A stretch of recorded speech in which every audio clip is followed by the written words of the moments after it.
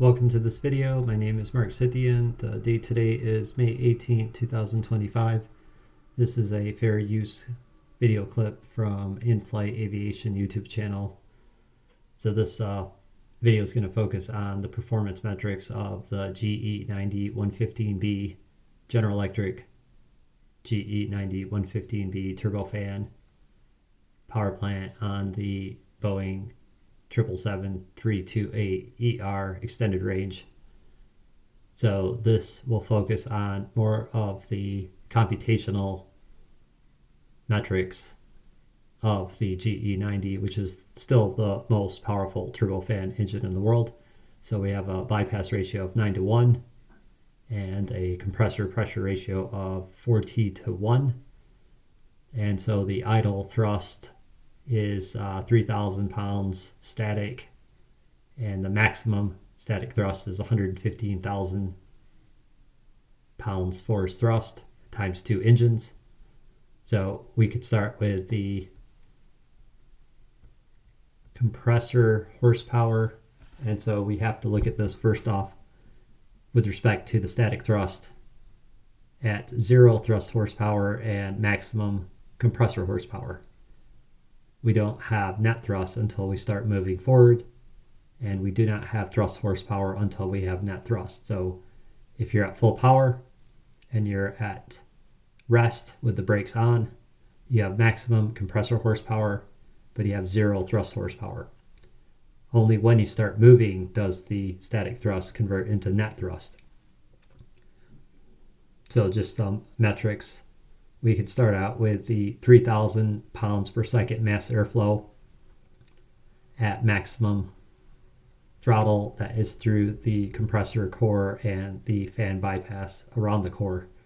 So 8/9, which is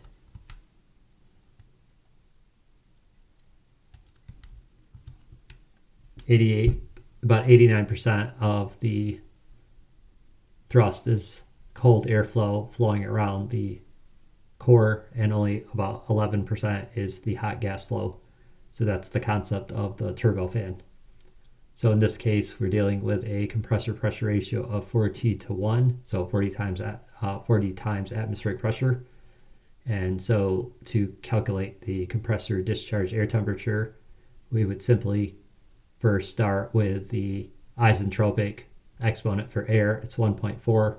So if we were to divide that into 1.4 minus 1, we would get 3.5. So we keep that aside. And then we focus on the compressor, or the polytropic compressor efficiency. So that is calculated by using the average air density across all atmospheric levels. So that's 0.074 pounds per cubic foot. And then we find the inverse of that value, 1 divided into that value. So there's about 13.51 cubic feet of air, which is equal to 1 pound of mass air. So if we take the 3,000 pounds per second mass airflow and we divide it into 9, we will get 333.33 pounds per second of mass airflow into the compressor only. So then we can multiply that times 13.5 and then times 60 seconds. So that's a pretty large value. So we would then take that value and find its log, then times 3%, 0.03, and then plus 0.61. So that yields a polytropic compressor efficiency of 77.3%. We then multiply that times the 3.5 value from the isentropic exponent of air, and then we get another value. This value is then divided into 1 less than itself to yield another value, and then we subtract 1 from that, divide it into that value, and then we get the polytropic exponent, which will actually come to 0.3696. So 40 to the 0.3696 power yields 3.9. We subtract 1, 2.9, and then we multiply that times the Rankine's absolute air temperature. So we use 60 degrees Fahrenheit average, 59, or FAA says 59, but we use 60 plus 460. We get 1513, and then we divide that by 0.773. So there's 1957 degrees Rankine. We subtract 460.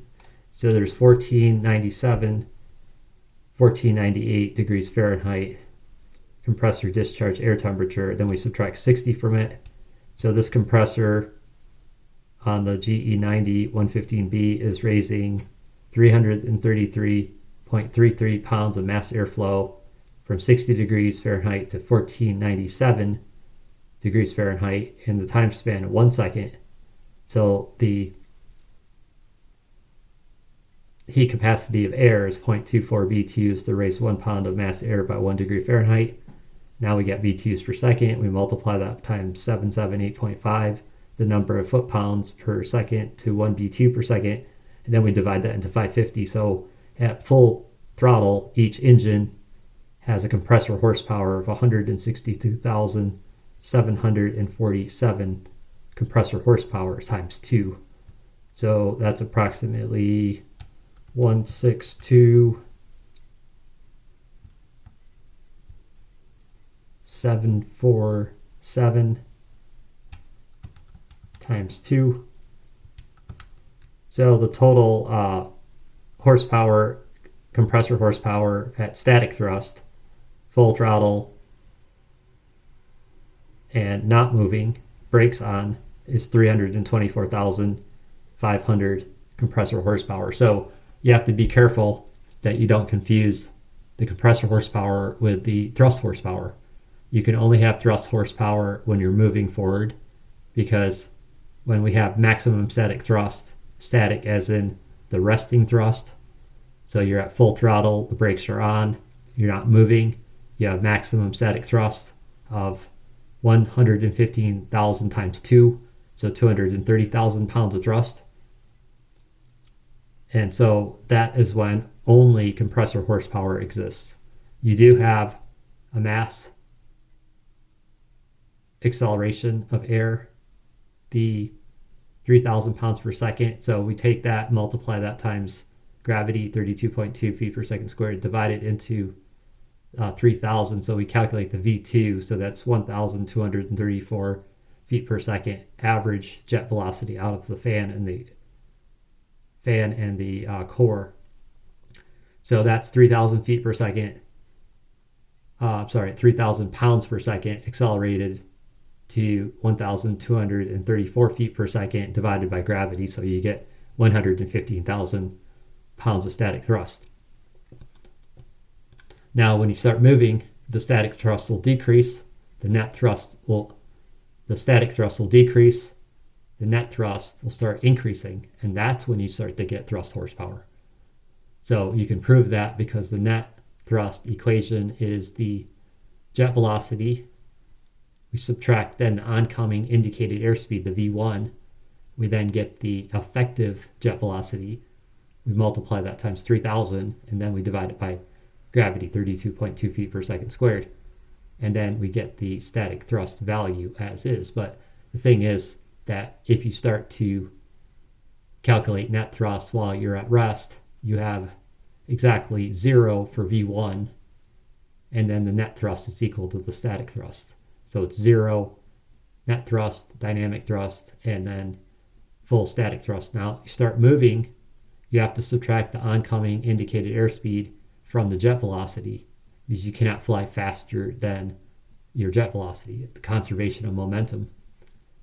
So you'll realize that you start to get net thrust the faster you go forward. And then we take the ratio of the indicated airspeed in feet per second, divide that into 375, which is the number of feet per second to 1 horsepower equaling 1 pound of thrust. So 1 thrust horsepower equals 1 pound of thrust when you're exactly at 375 feet per second of indicated airspeed. So whatever your takeoff speed is, like 170, you would divide that by 375, then multiply that times the net thrust, the difference of the V1 from the V2 times the mass airflow divided by gravity, and that will calculate your THP, your thrust horsepower. So we're eventually transferring power from the compressor in the form of the jet velocity. So compressor's job is to compress the air so that its temperature increases sufficient to ignite the kerosene jet fuel, heat of air compression, very similar to how diesel engines work. But then the turbine absorbs the combustion, and then much of that energy is converted into torque and RPM to drive the compressor, or 162,000 horsepower, and whatever escapes off of the primary gas producer turbine, the high-speed turbine, then is spilled off into the low-speed turbine. This is a coaxial shaft for which the fan and the low-speed turbine are a solid shaft, and then the high-speed turbine compressor stack are a hollow shaft separated by needle bearings, so they're rotating at independent speeds. And then whatever kinetic energy comes out of the gas producer turbine is absorbed by the low-speed turbine, which has many more stages, and it converts most of that combustion energy into RPM and torque to drive the fan. So that's about a 12-foot diameter fan, and it's only rotating at 2200 RPM, but that will ingest 3,000 pounds of mass airflow. So that is 3,000 times 13.51, and that becomes 40,530 cubic feet per second. And so that is 2,431,800 cubic feet per minute of airflow through the fan and the core. Okay, so now we have the torque, we don't have the RPM. So we're going to need a whole lot of torque. So the approximate torque of the GE90-115B fan is calculated at about 180,000 foot-pounds of torque, and then it's only at 2,200 RPM. So that's the whole concept of the turbofan, to conserve kinetic, to increase kinetic efficiency. So instead of losing all of that combustion energy as hot gas flow, we can use most of it to drive. We can use most of that combustion energy and convert it into RPM and torque to drive this large fan here. And this then is able to draw the air in pressure, not velocity, and then squeeze it through the fan duct. So this is going to require a whole lot of torque at much lower RPM. So then the propulsive efficiency is relatively very high for this fan. It's like 93% fan efficiency, because we don't have to rotate it very fast, but every sweep of the swept blades is just enormous amount of torque, but we're getting that from the high-speed turbine discharging most of the combustion energy to this low-speed turbine, which has many, many, many more stages of turbines. So most of the hot gas is absorbed into torque to drive this monstrous fan, and then most of the airflow is rerouted or bypassed around the core, and then is discharged through some very slim annular fan ducts. So you have mostly cold airflow discharging out of the exhaust.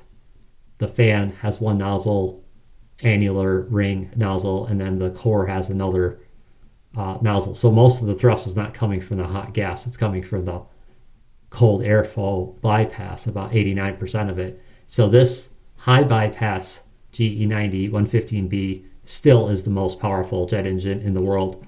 Number two is the Trent 1000, and then it goes down to maybe the older Pratt & Whitney's for the PW 4000 and 2000 series. But this is the premier engine for the 777 made by GE. It's still the most powerful. So you can get up to 120,000 static on heavy rain or precipitates in the air. You can get a little more mass airflow, but you're not going to do anything to that combustion, even at very high altitudes or debris. You have also particle separators that centrifuge the heavier than air particles around. So it's pretty much a foolproof engine, and the material science is the breakthrough for making an engine like this. But we have to focus a little bit on the idle thrust. And so some of my students have had some issues on calculating the approximate idle thrust. Of course, General Electric would publish the specs for idle thrust. So it's about 3,000 pounds static idle thrust. So brakes on ground idle, you go to flight idle, and you're taxiing, and you just let go of the brakes a little bit, and you got about 3,000 or 6,000 pounds of push on a 600, let's think about 500,000 pound airplane. So it's a little bit of a push. You might need a little throttle, and then you back it down to idle and you let it roll. So that's going to ingest. So rule of thumb for any movement, minimum jet velocity is 550 feet per second. So 550 foot-pounds per second is 1 horsepower. So this is the base value, 550 feet per second of jet velocity. And so if you do the equation, the static thrust equation, the jet velocity times the mass airflow divided by gravity, you could solve for the approximate V2 from the 550 and then carry that over to find the mass airflow. And it's approximately 175 pounds of mass airflow. And then approximately 175 divided by 9, you get about 19.4 pounds per second of mass airflow into the compressor at idle, 550 feet per second jet velocity out of both nozzles, core and fan, and then approximately 175 pounds per second through both the fan and the core. And that's at idle. So we're taking that up from 19.4 pounds per second mass airflow in the compressor. We're taking that up to 333.33 pounds per second into the compressor. And then the overall airflow is changing from 175 pounds per second to 3,000 pounds per second. And then the jet velocity is changing from 550 to 1234 feet per second. So, and that is a horsepower differential of 4,500 compressor horsepower to 100 and so I have to go down this list here. 162,747. So we're going from 4,500 compressor horsepower at idle to 162,747. 162,747 horsepower, compressor horsepower at full power, full throttle, and then 4,500. We're going up by 157,000 horsepower. That's the difference between idle and full power. And the mass airflow is going from 175 to 3,000 pounds per second. And then the airflow in the compressor is going from 333 pounds per second to from 19.4 pounds per second in the compressor to 333.3. So if we do the ratiometric difference, it's mass airflow is going up by 17.2 times in the compressor, and then the total mass airflow is 3,000 over 175.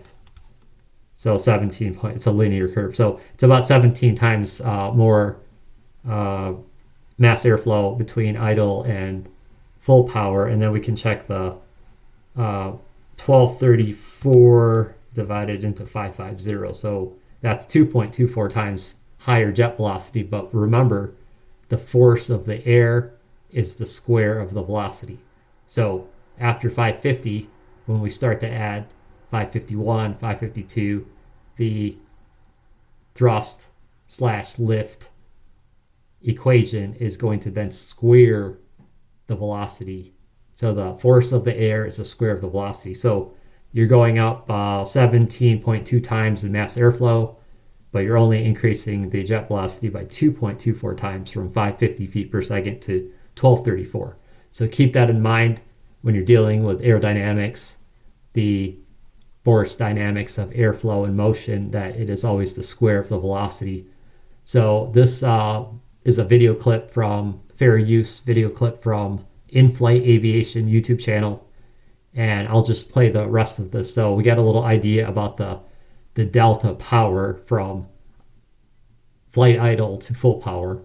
And so I'll actually put the volume on and we'll just watch this video clip into V1 rotate, V2 stable, gear up, and then I'll end the video clip.